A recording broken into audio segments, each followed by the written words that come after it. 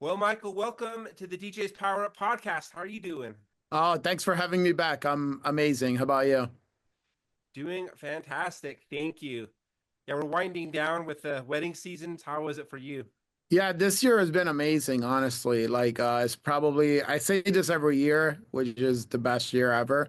But like this year has just been really the best year ever. I've had some amazing brides. I've had some crazy stuff happen too, but I've had some amazing brides. I've had packed dance floors every single weekend, great music choices. I've got to use some awesome enhancements, some awesome lighting.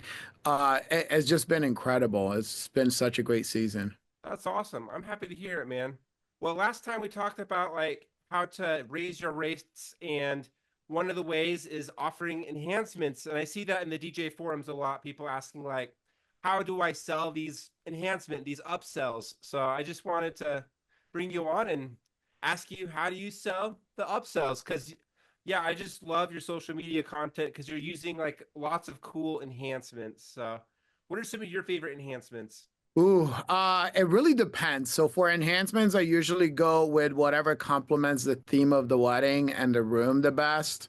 So if I have a client who is a big nightclub goer, who somebody who goes to like Vegas nightclubs, Miami nightclubs, then like the nightclub style lighting is amazing. The cold sparklers are awesome. I usually combine this stuff with up lights as well. If it's a client that's looking more for like the Disney magical experience for like their first dance, the dancing on a cloud is great. For winter weddings, we do snow machines during the first dance, sometimes combine the snow machine with other effects as well. But there's just so many of them. I don't really have a particular favorite. Is really mostly like what works better for that couple at Sure. that venue at that particular time. Yeah, and I think that just comes with experience, right? Because you know a lot of these venues and you know what works and what doesn't work. Yeah. What do you recommend for like a venue you haven't been to before? What's your process with that? So if it's a venue that I've never been to before, obviously I go on Google, I check out the pictures of the room, I go on their Instagram, I try to gauge, get a feel of like how big that room is, if it's big, if it's small, if there's a lot of sunlight coming in. And the reason why like sunlight is important is because I don't try to sell my clients something that they don't need for their Yeah. wedding. So if their wedding is ending at 10 o'clock in June or July, and they're in a glass tent or in a room that has a lot of sunlight coming in, I'm not even going to try to offer them up lights. I will be completely honest with them and just say like, I would love to offer this to you if we were in a space where you would get them at their full potential, but you're not really going to see them until like 15 minutes before the wedding is over. So, Right. in that case, then offering something like the social booth or other enhancements usually would work best. So, or like sometimes I'm at that level now. Let me start by saying this. When I first started, my goal was to hit a certain number per wedding, right? Yeah. Uh, and because I hadn't built up that reputation to where I could just get that number for just me, Yeah. I felt as if by adding products to me, I could get to that number. Um, but over time, that's changed. Now I feel that my reputation kind of speaks for itself. So I don't feel like I even need to sell. And many times I don't even want to sell additional enhancements because I can just show up with an amazing sound system, even some basic lighting, and still be able to bring in the number that I need to bring in just based on my reputation alone. So, when you're talking about enhancement, I would say your biggest enhancement, the biggest thing you can invest on is building a good reputation. I see that a lot in the groups, people saying like sometimes DJ companies, mobile DJ companies, they kind of hide behind all these enhancements and production, and they think it kind of distracts from like the music. And yeah, I totally agree with you. You kind of have to have both. Like you can't just solely rely on having good uplights and then sucking at DJing. So, but being Yeah. good at both can make you even more money, like you're saying. Yeah, you got to play to your strengths and just kind of downplay your weaknesses a little bit when it comes to that. One of my biggest strengths coming into being a full-time wedding DJ was always that I was very tech savvy. So I was able to bring that in with learning DMX. One day I actually locked myself in the basement and I told myself that I would not come out of that basement until I actually learned the language, like the DMX language. And it took me a while. I just had to watch a lot of videos to actually like really deeply understand how it works. But I felt like that was a big a time investment that I needed to make to take things to the next level.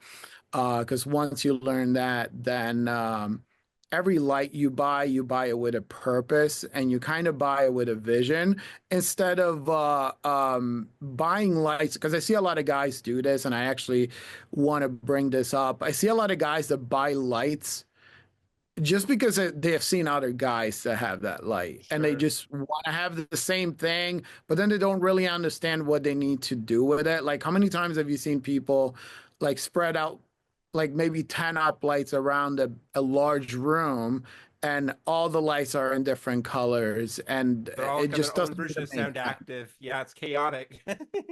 Yeah, so I think why you do something is more important than what you do. Like if you do it for the right reason and in the right context, and you do it from the heart, where you actually want to learn what you're offering, and you're offering something that you would probably use yourself at your own wedding or your own event, then clients can actually be more attracted to what you have to sell. Right. You're not just offering it just because I saw that in a bride forum where someone was like, why are all these DJs trying to sell me on these orange lights they put against the wall? I just don't get it. It seems like they're just trying to make an extra 300, $600 off of me. But if you like understand why you're doing uplighting, you can like explain it to them, and like you were talking earlier, the experience, the club vibe or the Disney vibe, you can use uplights to do that, especially if their venue is not a glass venue like you're saying. The more you build your reputation, the more they will trust you with helping them with that decision. Like if you're just some guy they're hiring just based on price alone, they're not really going to trust uh, your decision making and whatever you're trying to push on them. Right. And if you kind of have that purpose, then yeah, it just kind of all clicks together, and that helps like in your marketing and the way you communicate with these brides. What have some of like your top sellers been for different enhancements? So this year, the social booth is always on the top of that list. I would say ceremony service and social booth. And the reason why for me the ceremony service is an enhancement is because number one, not every couple needs the ceremony service, right? Like you have couples that are getting married at a church, some maybe have done like a destination like ceremony and then they just need you for their reception. Yeah. So to include it with your basic package doesn't really make sense because you still have to bring additional equipment, a speaker, speaker stand, microphone stand. A You got lot to of bring extra something to stuff. play the Yeah. music. Yeah, not only that, but you also have to come in an additional, I would say, half an hour to an hour early so that you can set up the ceremony stuff and then play at least 20 minutes of prelude, right? Totally. The ceremony service is probably my best-selling enhancement, probably followed by the social booth. Nice. For those that don't know, like, what is a social booth? So a social booth is essentially a photo booth. The reason why we use the word social booth is because most of us or a lot of us nowadays are no longer doing prints. So we wanted to use a word that doesn't confuse it with the typical You walk in, you take a picture, you get a strip with three pictures in it. Nowadays, it's sold more as an experience where you're able to share your digital images and post them right on social media. And you can also do other media formats like GIF boomerangs and videos as well. Nice. Yeah, and I like that because I think as a photo booth owner for the past, I think, whoa, 6-ish years, the biggest headache is the printer and the printer paper. So eliminating that Yeah. is a really smart, in my opinion. Talking about photo booths, like one of the enhancements I regret was the 360 photo booth because when you add a new enhancement, it takes a lot of work to like learn it, teach your people how to run it, and I think we had a private conversation one time saying like you kind of compete with yourself. And so I had people wanting to do like the 360 photo booth instead of the photo booth, but they probably would have just booked the photo booth without the 360 photo booth if I weren't offering it. What are some of the enhancements you regret? Uh, a big one for me was I don't know if you can see it in the picture to my right here, is the those marquee love letters. They're gorgeous I though. Yeah, they're beautiful, and that's actually an amazing picture by a good friend of mine, Danielle Garrettson. She's like one of the best photographers in the area. Uh, Nice. but the reason why that sucked was because there are these massive, giant letters, and they have these light bulbs attached to them. So like you're trying to carry these massive ladders up a hill sometime or bring them into your trailer or your van, and you have to place them in a way where the light bulbs don't break, but they're just so massive that they just take up so much room. So in storage, in transportation, it was just awful. There were even times where I told people I'll come back to get them the next day, just because when I loaded things back into the truck or the trailer, I didn't have enough room for them. So that was a big one. I'm trying to think of if I had any other ones that I would regret. I actually looked into the 360 booths, and that was actually my concern is that, yeah, if somebody books a 360, they won't book my regular photo booth, even though I've had multiple events this year where they booked my social booth, but they also hired a separate person to do the 360. So if that would have been the case, I think I would have been able to probably sell both. Um, but yeah, I don't know if I really have any other enhancements. I would say actually maybe the confetti cannons. And that's mainly because a lot of venues don't let you bring them or use them unless it's like usually New Year's Eve, you can get away with it. But that was not a big investment, so I was kind of okay with that. Yeah, that's true. Some of these upsales enhancements are a pretty big investment. This is something I've seen in the groups talked about too is sometimes different companies do different versions of the enhancements. Like you had mentioned it. Some person might have like uplights that are kind of spread smartly around the room and it's kind of coordinated. And then some people just have it where it's just kind of going random and they don't bring nearly enough. So how do you differentiate your enhancements when you're talking to potential clients over what the competition's offering for a fraction of the price? Well, you have to be very direct. I think anybody can say they offer up lights, especially like something like that is very easy to just say the name, and it happens all the time where my clients are like, "Well, our venue is offering up lights," and I'm like, "Yeah, but I've seen the up lights that your venue offers." I'm like, "Did you ask questions like?" How many up lights are you going to be using? Do you have the ability to actually control the lights throughout the process, or are you just plugging them in and letting them go? And also here's some pictures of the ones that I offer. And preferably if I have a picture in that room or a similar room, I'll send them. And then I ask them, like, does your venue have any pictures that they have showed you Mm-hmm. that you can compare? Because I've done it so many times where I'm like, the uplights were offered to my clients, and I ask those questions, and my clients pretty much say, like, yeah, they said they're gonna use 8 uplights.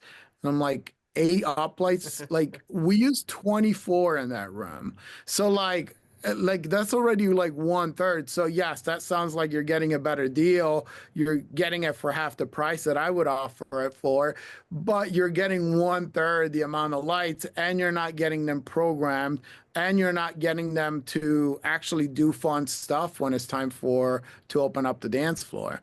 We actually program our lights, and I explained kind of like how SoundSwitch works, that we have a program that has the ability to actually read the music that's being played and design a custom light show based on that music that's being played. And that goes perfectly on beat instead of what they would offer, where it's usually like either on Sound Active or just plug and play. And and I show them videos and pictures, and usually there is no comparison. Like once you start showing people pictures and videos, and they see like your awesome uplights and their piece of crap uplights, like it's just not even a comparison. No, I like that. You're selling results, you're not selling like just random products. Like, oh, here's our $300 upsell of orange lights against the wall. It's like, this is what your pictures are going to look like. This is what the mood is going to look like. And here's the receipts. Here's the pictures. Here's the video.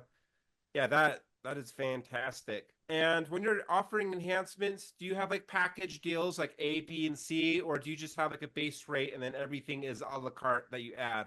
Yeah, so I do have packages, but they don't work the way that I see a lot of DJs use packages. So usually what I see some DJs do is offer like a base package and then another package with, let's say, uplighting and a monogram. I don't do it that way. And actually, I got the idea from the way how I design my packages from Norwegian Cruise Line.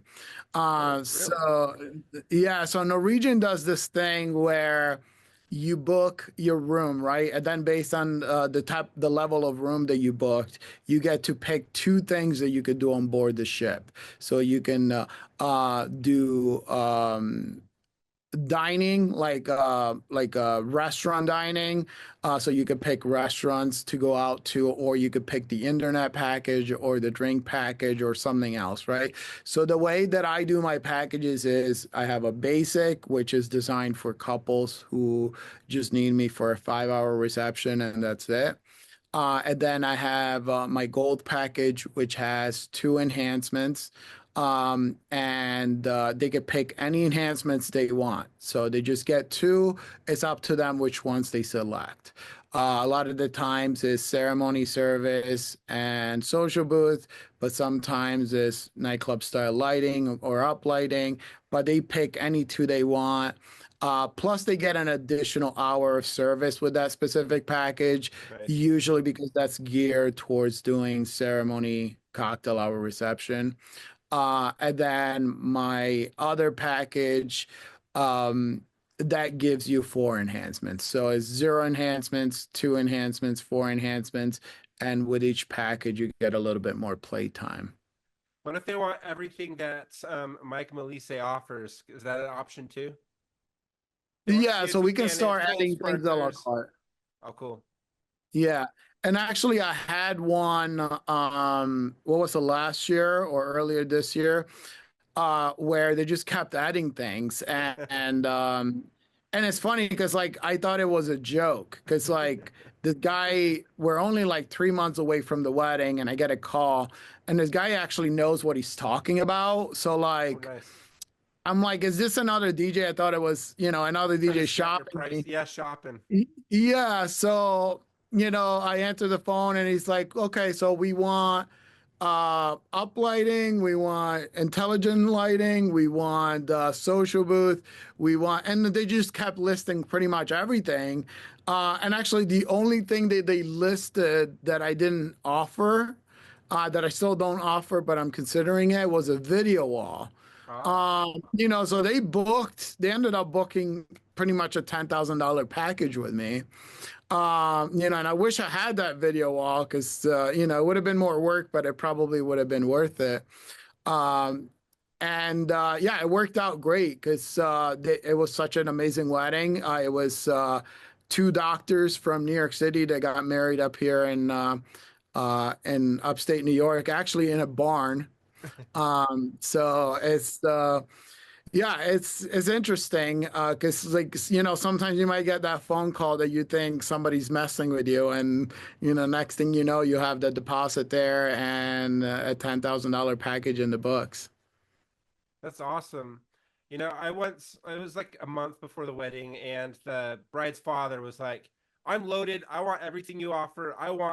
He wanted like this big video wall, but I talked him out of it because it was like at this tiny ski resort that had like a nice rustic charm, and there was no room for all the guests they wanted to invite, and a video wall wouldn't have worked. But yeah, that's awesome. That brings me to another point. I see a lot of DJs like if they don't own the equipment to do it, they like hire other people to do the effect for them.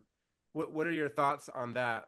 I have mixed feelings about that. So like it really depends on how much of an investment it is, right? If it's something like a video wall, yeah, that's probably your best bet would be to rent it. Just because, if you're gonna go with a video wall, if you're gonna do a decent size, you're gonna be spending $15,000 at least. Right, that's So, a huge you know, investment. yeah, so if you can get away with renting one for even 10% of that, for using it once a year, I think that's fine.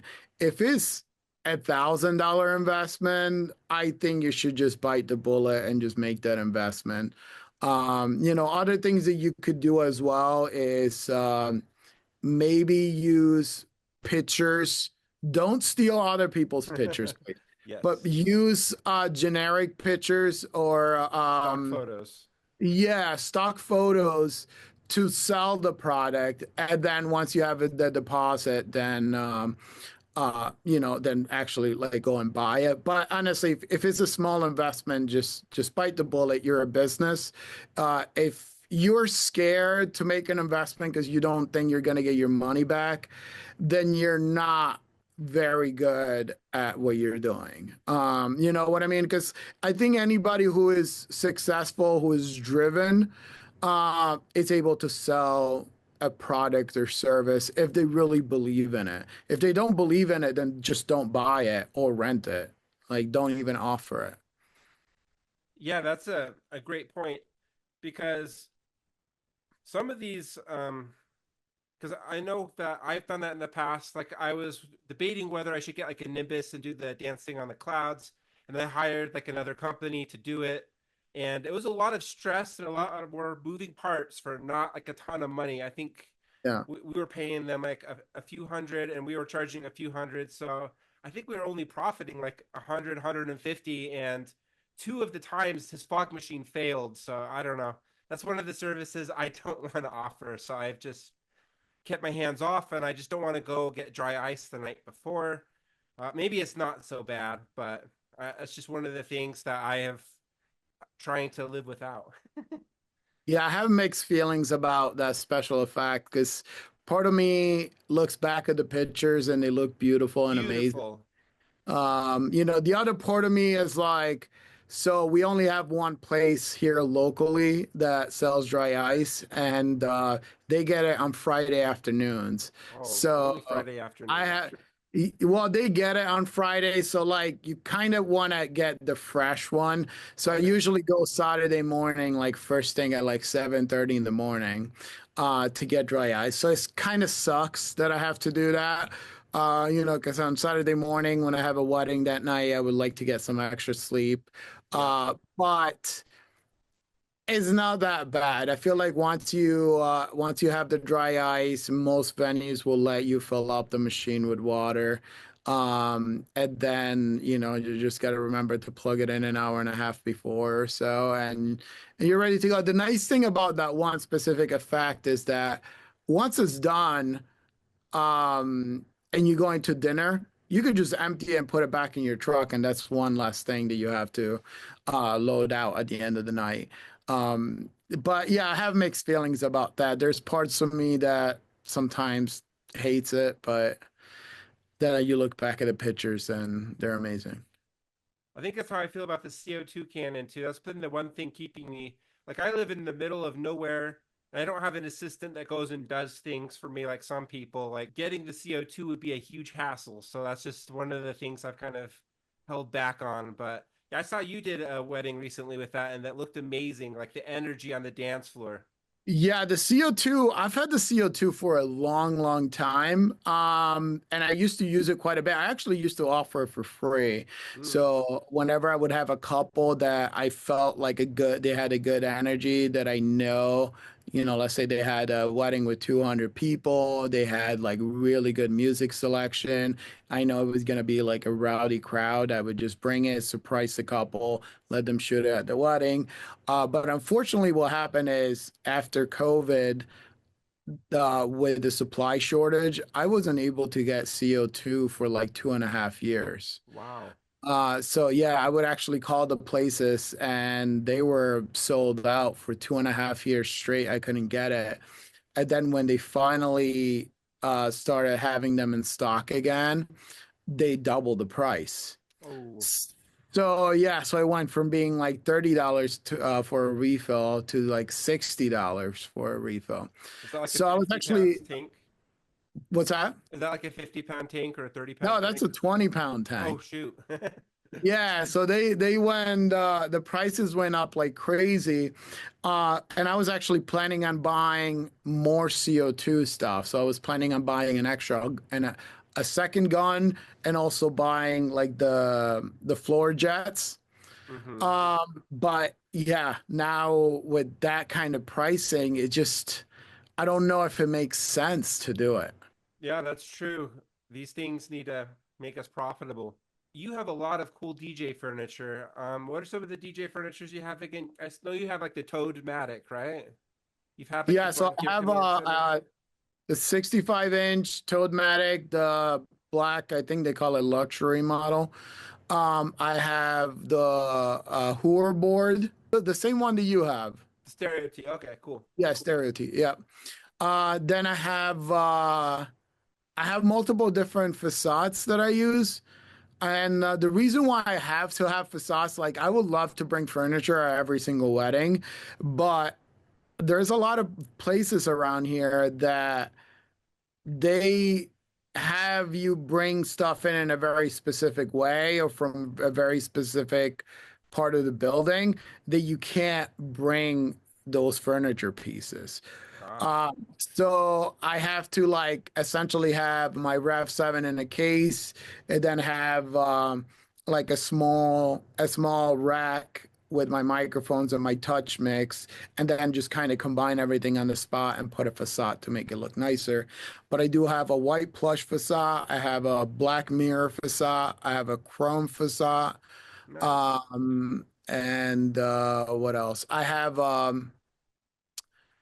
a rustic DJ booth that I got custom built where they took two whiskey barrels and cut them in half and like open that. I don't think I've seen Um, your version of that. That sounds cool though. yeah, yeah. So I'm trying to think. I'm sure I have other ones too that I can't think about, but I do have like about 6 or 7 different styles of booth. So I see some people trying to offer like DJ furniture as an add-on. What are your thoughts on that? I don't like that. I mean, I bring whatever makes sense for the room. Once again, Yeah. like if it makes sense, especially like something like the Toadmatic, like I've seen people like try to upcharge for that, but for me, it makes my life easier. Do you know how easy it is to literally wheel two CDJ 3000s and S11, Touch Mix 8, two microphones, two power conditioners. It just have it already set up and ready to go. All you have to do is just literally take out the cables from the bottom and plug them into the speakers. Oh, Like, beautiful, why would I beautiful. charge you extra for me doing less work and making it easier on myself? Do you do a TV design? Like for the couple, like a monogram? Yeah, but that literally takes 2 seconds on Canva. I just, go to their monograms, and then just change the names and make it black and white so it kind of blends in with everything. And it makes you look good. I think I first heard of you in the SoundSwitch group because you shared a really awesome picture of your Toadmatic. You had like the couple's name like on the TV, and then you had like your well sticks. I think it was that picture. I was like, man, I want those well sticks. And yeah, I think you look really good with it. And if it makes your life easy, that's awesome. Yeah, it's actually funny because some guy out of Atlanta tried to steal that picture and was passing it on as his, but he didn't even have the brains to like take out my laptop cover that had my name on it. Yeah. So he got busted, and I had all these guys like messaging me saying like, "Dude, like this guy is trying to pass on as you. He didn't even like crop out your laptop logo." But I've actually had somebody ask me if they could use one of my pictures of Cold Sparks, and I was like, "Yeah, go for it." But he asked for the permission, and that was what was important. I had someone else steal a picture of one of me, and I was like literally in the picture DJing, and I was like, "I don't work for you, bro."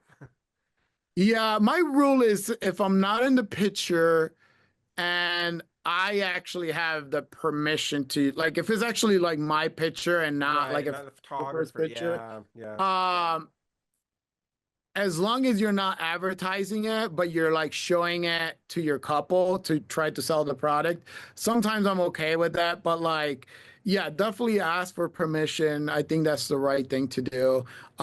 Because you don't know if that's actually like, I mean, I could have permission from the photographer to use that picture, but like you don't have permission from that photographer, and it's still their picture. They own the copyrights, even though right. I'm using it.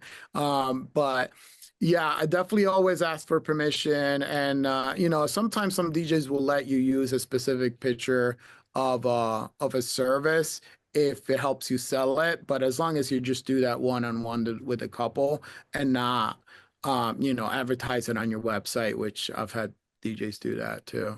Yeah, DJ furniture.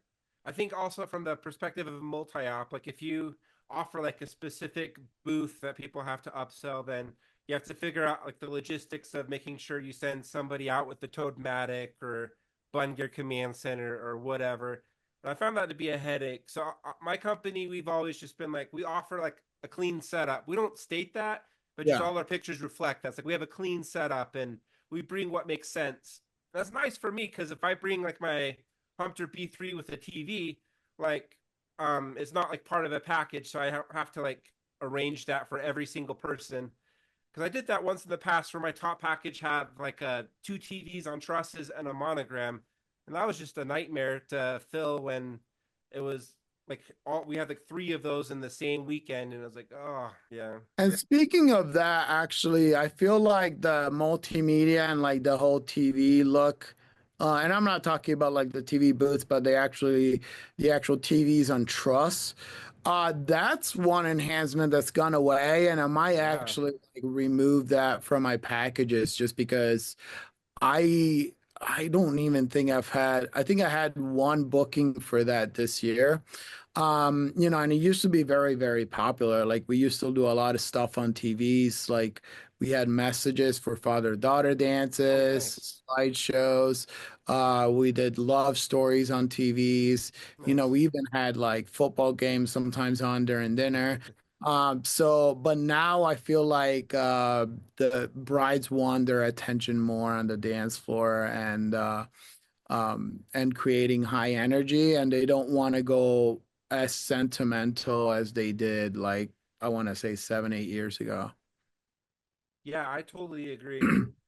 And yeah, what do you think about the people that say like TV booths are kind of pointless because once the dance floor fills, people won't be able to view the media you have displayed on your TV very well? Yeah, but I mean, I don't understand like what the drawback is. I mean, if you have it, you have it. Like, it is really is not about people paying attention to it while they're dancing. It's really more to look nice so that doesn't look like you have a bunch of cables hanging out and you already have everything built into it. So, and you can customize it. And during open dancing, what I do with mine, so I think a lot of the pictures that I have posted, you can see like the monogram with the couple's name.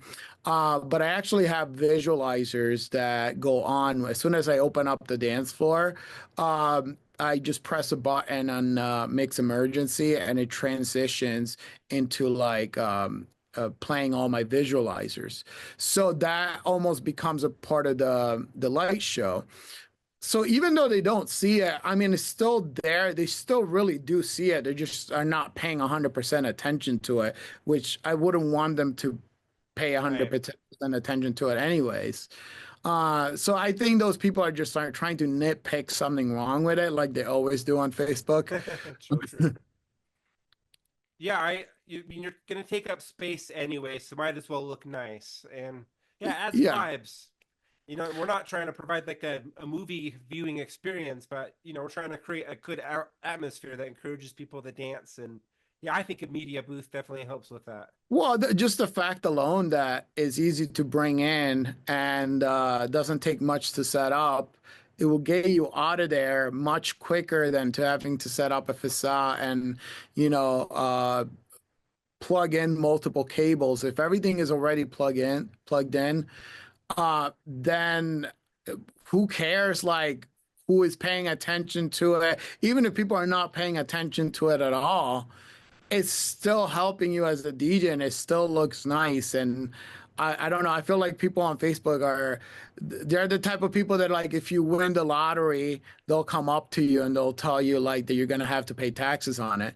Like, yeah, like I'm okay with paying taxes on it. I just want a bunch of money. Like you Right. just be happy for somebody doing something good. So yeah, I mean I'm more concerned about the people that actually like don't care about what their booth looks like. Yeah. So how do you stay ahead of trends and ensure that your enhancements stay relevant and desirable for clients? Well, like I said before, I think if you have some stuff that is no longer like people are no longer interested in, like the multimedia, I might actually like take away the cold sparklers as well pretty soon. But I am always looking for the next best thing. And usually the questions that I ask myself when looking at something are number one, is this like would this make somebody's wedding more unique and more fun? Or is this just something that I want to add because I think I like it? Um, because there's a lot of things that I like. It doesn't necessarily mean that it's going to make somebody's wedding Sure. better. But there's always new things coming in and out, and it's really like based on previous trends, you can kind of see what's going to become popular and whatnot. Like I was actually very unsure with the 360 boost because I saw them a long time ago. I think I saw my first 360 back in 2016.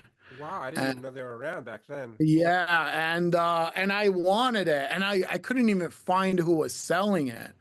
Um but I knew I wanted one. And then I started eventually seeing, I found places that sold it, but I started seeing videos of people getting hit in the face with it. And then my concern became, I'm like, okay, this is going to turn into somewhat of a liability. I've talked to people that owned it, and they made it sound like, yeah, people will get hit in the face with it. It happens, but like, and sometimes people fall off of it, but it's okay. Like they have fun. And I'm like, yeah, but that seems more of a liability to me than like anything else. And I've gone back and forth for the longest time. But it really comes down to, am I competing against myself? If I offer this service, will they book my other service? And in this case, it's probably no when it comes to like the photo booth. But I think there would be like maybe like 5% of clients that would book both, but it's unlikely. But the best way to stay on top of trends is just seeing what some of the larger DJ companies out of the East Coast mainly are offering because they're usually the first ones on the scene. A lot of them actually have the brands that reach out to them to put out content with their new products. So, if you see a guy that is usually promoting a product that you don't know anything about, chances are is that brand is letting them use it so that they can create content so that us, the little guys in Central America, can eventually get it. but yeah, so the Cold Sparks also is one of those things. I think I saw them first in 2016 as well. And those I knew right away that I wanted to buy them. So I actually bought them in 2016. But now I feel like there's been a huge, I knew that eventually with something like the Cold Sparks, the generic manufacturing in China will take over and try to replicate it and come out with cheaper alternatives. So in my head, I knew I had up until like 2018, 2019 to get my money back and like, at least double my investment before that would happen, which was fine. So now I'm at the point where I'm very, very happy. I've had 8 years with them. So Wow. they've been amazing. Um, so it's not now it's kind of like time to phase them out. But I think a lot of the things that are coming up and that are here to stay are all lighting related. I agree. And also the issue that we come across too as DJs, sometimes we're at the mercy of the venue that we work at, right? Yeah. Like, Yep. so if we go to a venue, like literally, I think you saw the video of my couple with a CO2 gun, right? So right after that weekend, so actually let me go back to that. So that couple I had originally booked my Cold Sparks, right? 4 days before the wedding, that venue messaged my couple and they're like, hey, just so you know, something happened last weekend where a wedding guest reported us to a fire marshal and they're making a big deal out of it. And now we can't do this without a special permit. Mm. So I had to ask my client to pick a different enhancement, which they picked the CO2. So now this venue no longer does Cold Sparks because it's just too much of a hassle for them to get these permits. This couple went with a CO2 cannon. Right after that wedding, after they saw the video that I posted and I tagged them on, they messaged another DJ who was a friend of mine who was supposed to do CO2 that next weekend, Oh and they no. told him they no longer allow uh compressed air. Oh no.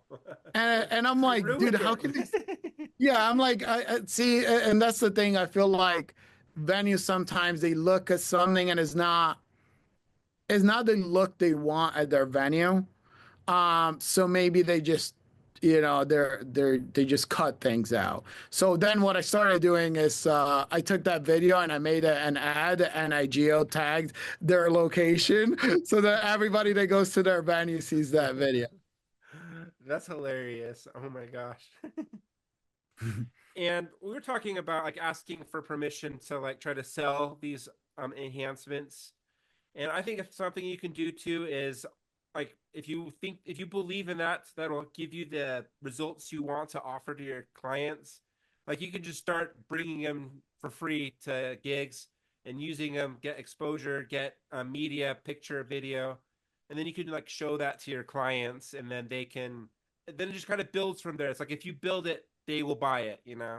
So, what advice would you give the DJs just starting out and looking to start incorporating these enhancements as part of their services, like enhanced lighting or cold sparklers or photo booths? Yeah, so the first advice I would give is focus more on building your brand. Like that's like that should be 100% of your focus.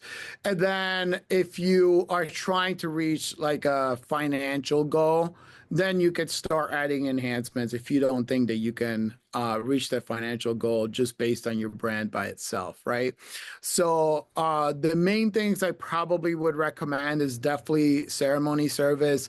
You need to charge for ceremony service. It's additional work, it's additional time, it's additional equipment. It's also additional risk that you're taking because you can mess up somebody's ceremony.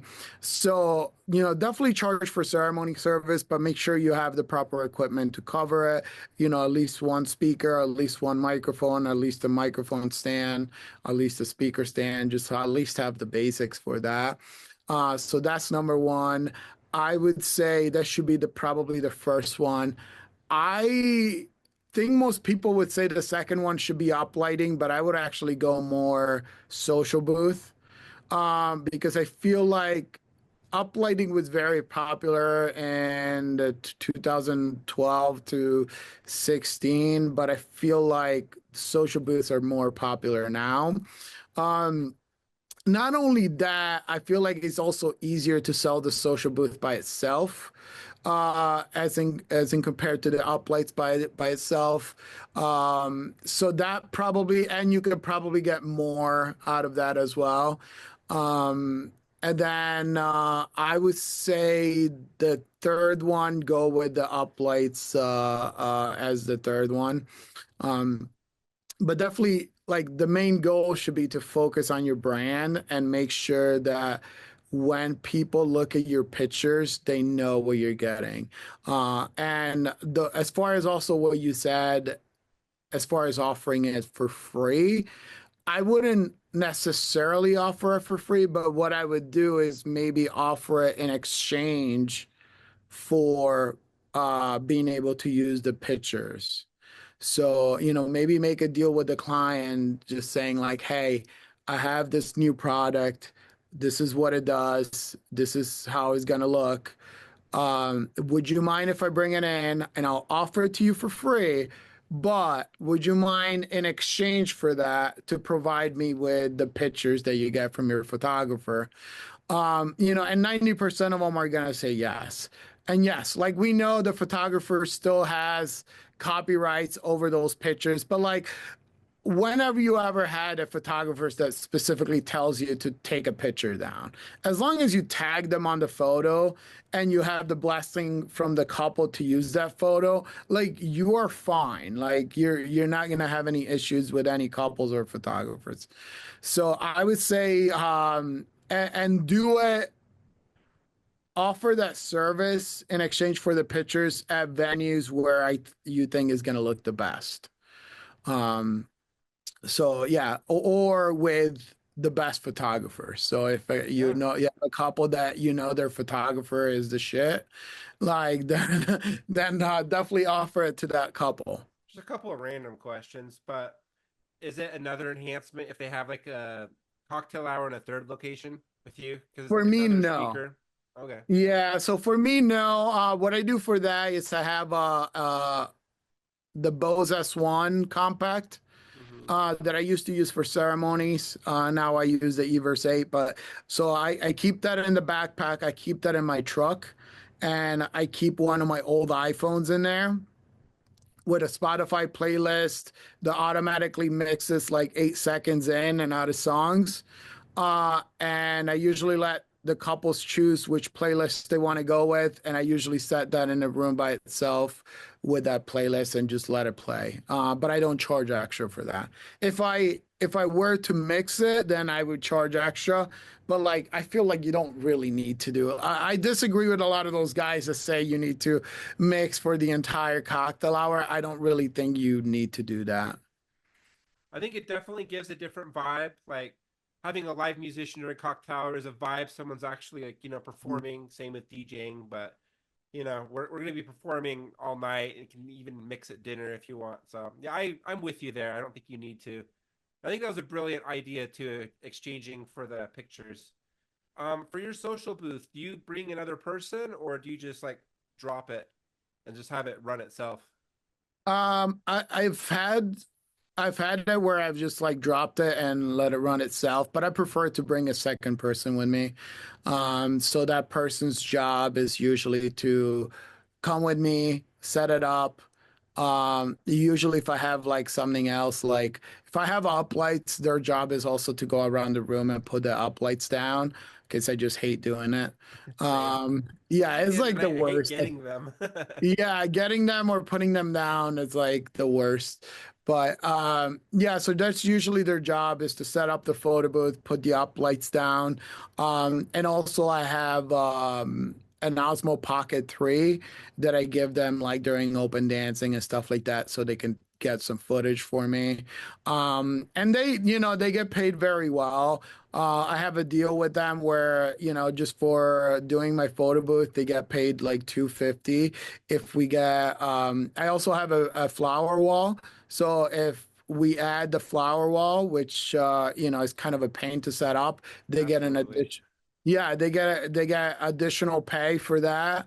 Also, if I get tips, I split my tips with them too, which many of my customers are very generous, so my assistants usually make out pretty good. Yeah, I think this has been a great discussion. How can people follow you? Yeah, so you can catch me mainly on Instagram, at DJ Mike Melice. Um, you could check out other platforms as well, but Instagram is the main source for me. Well, thank you so much for joining me tonight. And thank you, everybody, for watching, and have a wonderful rest of your night. All right, have a good night.